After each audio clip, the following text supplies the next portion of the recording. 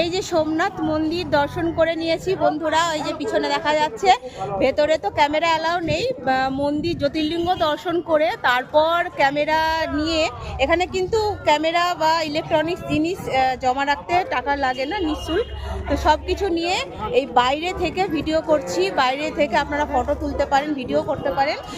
আর এখানে বাবার যে শিবলিঙ্গটা রয়েছে বেশ বড় এবং মোটা, দেখতে খুব ভালো লাগছে। আমি যখন দর্শন করেছি তখন বাবাকে সাজানো হচ্ছিল, লাল ধুতি পরিয়ে ফুলের সজ্জায় সজ্জিত করা হয়েছিল, মাথায় মুকুট দিয়ে দারুণ লাগছিল বাবাকে দেখতে।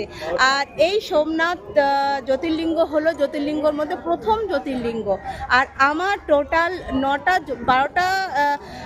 12টা জ্যোতির্লিঙ্গের মধ্যে আমার 9টা জ্যোতির্লিঙ্গ আজকে কমপ্লিট হলো।